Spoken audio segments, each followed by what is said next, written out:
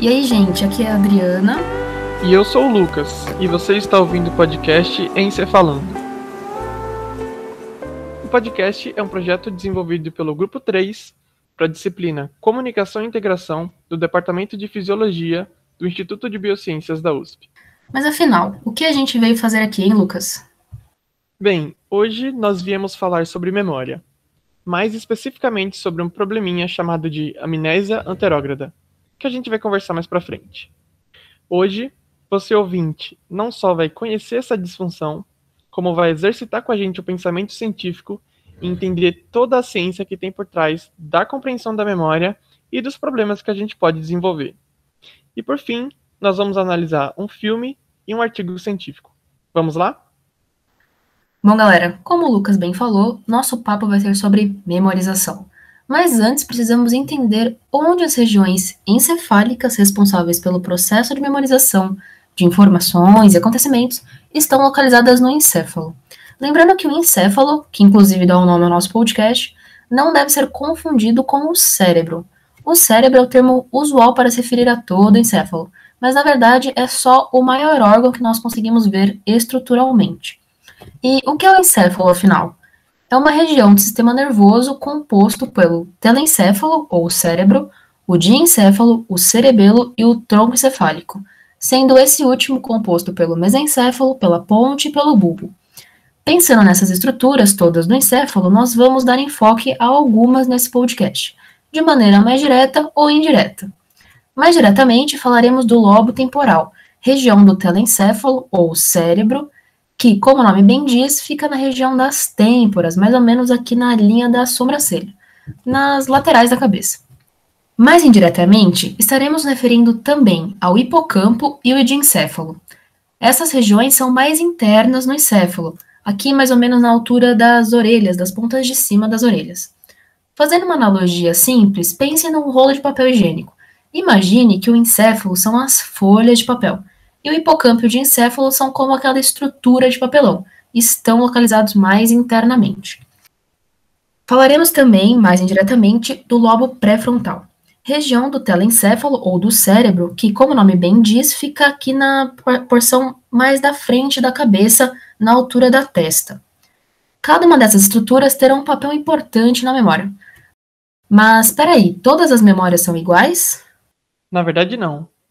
Hoje, os cientistas têm vários jeitos de classificar as memórias em muitos tipos, dependendo das suas características.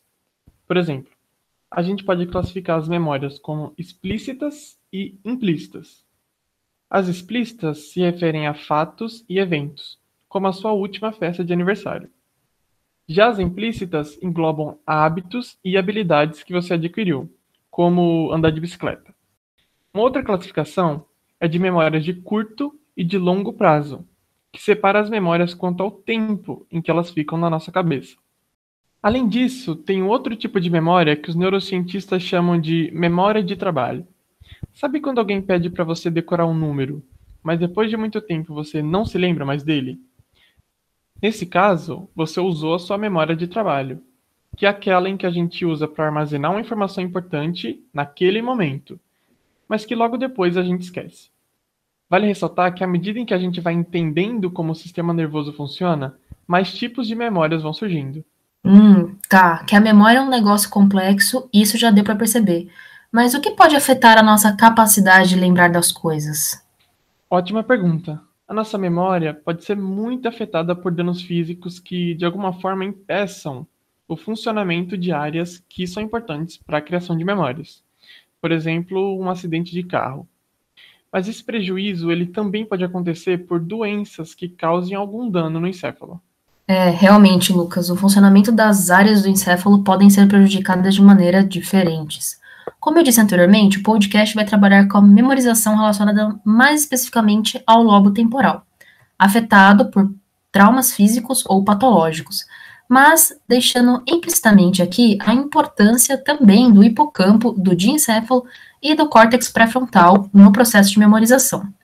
Em matéria de curiosidade, porque na verdade o dano nessa estrutura se relaciona com o abuso de drogas, no caso o álcool, eu vim citar uma outra forma que leva à ocorrência da amnésia anterógrada, conhecida como síndrome de Korsakoff, que está relacionada a danos causados no diencéfalo, observados em casos de alcoolismo. Mas, de qualquer forma, se você tem mais de 18 anos, maneira no corote, hein? Verdade, cuidado com a cachaça, gente. Continuando aqui, agora eu vou explicar qual o caminho que a informação, como fatos, nomes e acontecimentos, precisa percorrer para se tornar uma memória. Eu vou deixar de uma maneira mais linear para ser mais fácil de entender. A informação chega no hipocampo, passa para o diencéfalo, depois vai para o lobo temporal, que possui uma estrutura chamada de amígdala, e por fim vai para o córtex pré-frontal.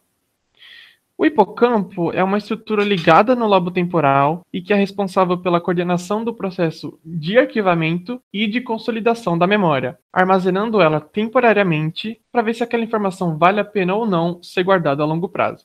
Depois do hipocampo, a informação vai para o lobo temporal, que por sua vez vai desempenhar um papel importante adicionando emoções aos fatos e nomes a partir da amígdala. E essa característica do funcionamento da amígdala auxilia na consolidação da memória.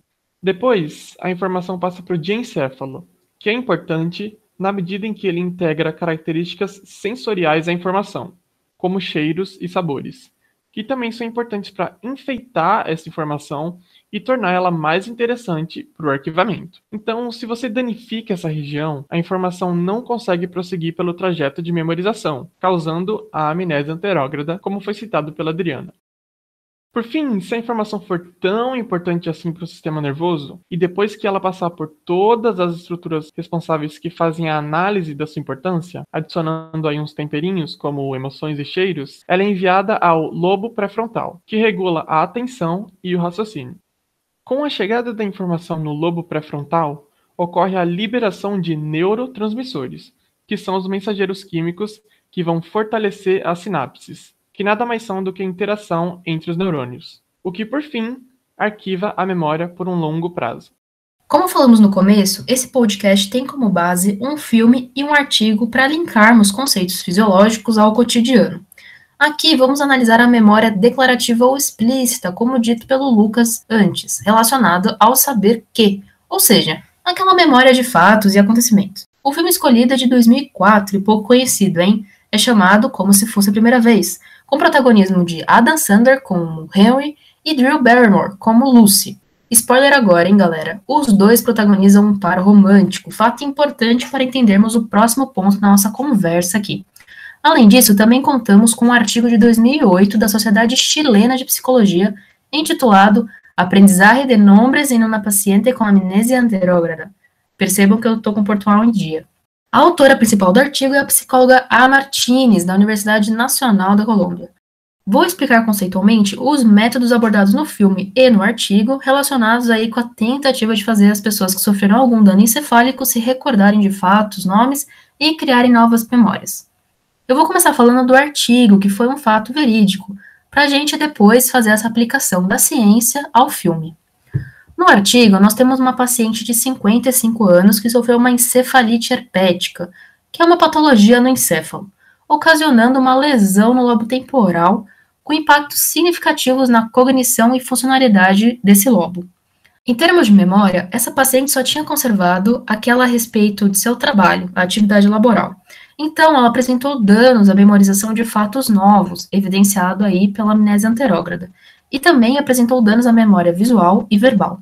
Nesse artigo, a autora pontua a importância de um acompanhamento interdisciplinar nesses casos, onde os profissionais controlam direitinho a aplicação dos métodos definidos para ver se, de fato, isso proporcionaria o retorno da memorização nessa paciente.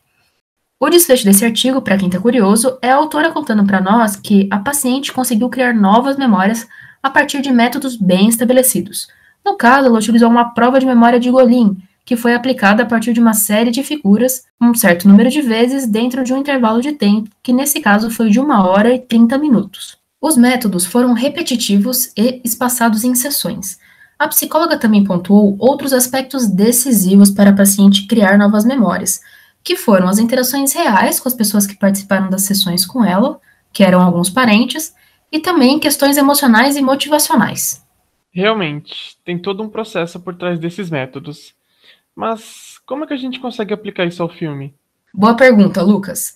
Para quem conhece o enredo, sabe que a história do filme se passa no Havaí, onde a Lucy sofre um acidente de carro durante a festa do abacaxi, o que causa um trauma físico na cabeça da personagem, fazendo com que ela precise passar por uma neurocirurgia, e isso afeta o lobo temporal dela. Uma cena bem clássica é ela sentindo a cicatriz da cirurgia na lateral da cabeça, bem próxima à altura do lobo temporal, e uma das muitas vezes que ela redescobre todo o acidente. O que o Adam Sandler tem a ver com isso é justamente o vínculo que eles criam, porque eles se apaixonam. Então a gente percebe que existe sim aspectos emocionais no filme que auxiliaram a aplicação do método abordado na história para relembrar a protagonista. Esse método usado no filme é similar ao do artigo, no sentido de ser repetitivo e estar associado a aspectos emocionais. O Henry cria filmes em fitas para atualizar a Lucy sobre as novidades da vida dela no momento em que ela assiste a fita, além, é claro, de contar tudo de novo do acidente. No geral, esses momentos acontecem com a Lucy em sua casa, perto de seus parentes. Aos poucos, a personagem parece se habituar com as fitas, apesar de não ser demonstrado no filme se de fato ela volta a criar memórias novas após o trauma. No entanto, a Lucy passa a apresentar comportamentos diferentes, mais felizes, mais alegres, principalmente no dia seguinte, depois de conhecer de novo o tal do Henry. Desse modo, podemos perceber que a emoção de alguma forma foi processada no lobo temporal da personagem. Lembram da amígdala que o Lucas citou? Esse fato sim é demonstrado no filme, em uma cena que a Lucy passa a pintar uma parte da casa de seus pais com uma música que sempre a deixa motivada e feliz.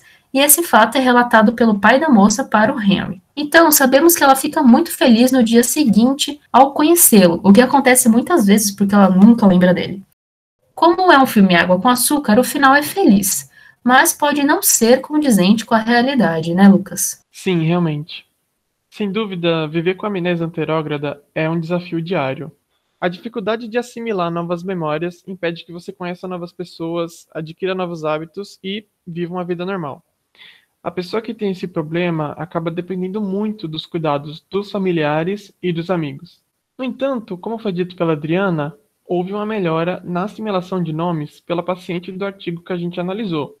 Isso se deve à possibilidade de associar uma memória a elementos emocionais, hábitos e etc., que envolvem outras áreas do cérebro, mas também se deve à plasticidade neural, que é a capacidade do encéfalo de se moldar frente aos estímulos externos e até mesmo de se regenerar após uma lesão. Mas, infelizmente, essa capacidade de regeneração não é infinita. Pelo fato do sistema nervoso ser muito especializado, regenerar esse tipo de tecido é muito difícil. O grau de recuperação depende de muitos fatores, como a idade do paciente, o local da lesão e por aí vai. Infelizmente, as lesões que geram amnésia anterógrada costumam ser muito graves e, portanto, irreversíveis. Bom, galera, o intuito desse podcast de Você Falando foi trazer, complementar aí a formação cidadã integrativa das áreas do conhecimento proposta pelo currículo do ensino médio. Então, a gente buscou aqui correlacionar a ciência, aspectos da biologia, com atividades cotidianas, o que é um aspecto muito importante para a divulgação científica. Na próxima sessão da tarde, então, que você assistir como se fosse a primeira vez, você vai lembrar desse papo que nós tivemos. Para quem quiser saber mais, as referências para a realização desse trabalho estão na descrição do podcast. Obrigada por acompanhar a gente. Beijinhos científicos e até mais. Esse foi o podcast Em Cé Falando.